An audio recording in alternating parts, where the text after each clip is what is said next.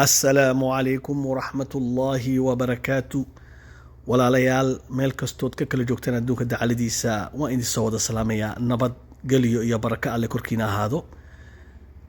waxaan sidii caadada aad iga barateen idinla wadaagayaa muuqaal cusub oo aniga iga yaabiyey, idinkuna aad la yaabi doontaan.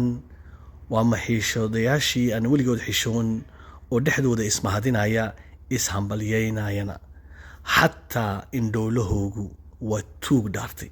bal ila dhagaysta. runtii Colonel Wacays oo maanta aan ku faraxsanahay inaan guddoonsiiyey abaalmarinta dadka baahida gaarka leh ama Amid Handicap soo loo yaqaano. waa label, waxay macnaheeysaa decoration la decoriyay in qofku uu ka mid yahay ama uu u jajaban yahay ama uu adeego dadka handicap-iga.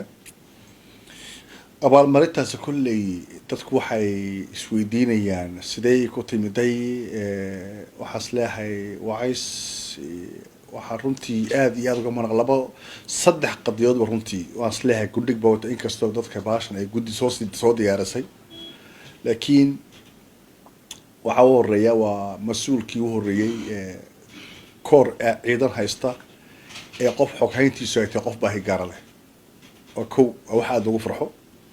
haddana ciidanka ay ka dhex muuqdaan dadka baahida gaar kale oo hadday noqoto cuntadeeda ciidanka ama maalaheeda ciidanka ku kulmeen lagu aaminay dad baahi gaara leh.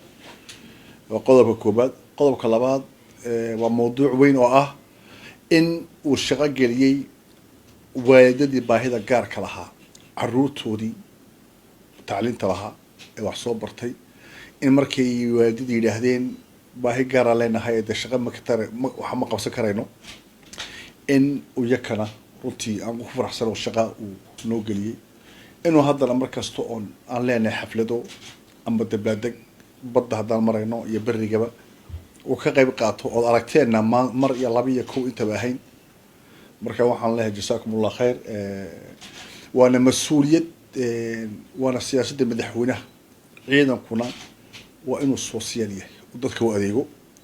marka waxaan leeyahay waan ku faraxsanahay Colonel Wacays maanta inaan guddoonsin hadidaas. waa wax taariikhiya oo wax xagga Ilaahay ku qoran. waa hagaag, waa caadadooda, ceebtooda maaha. almamaasaniya waxaan idin leeyahay waa waxoogii doofaar weligii ma daahiro.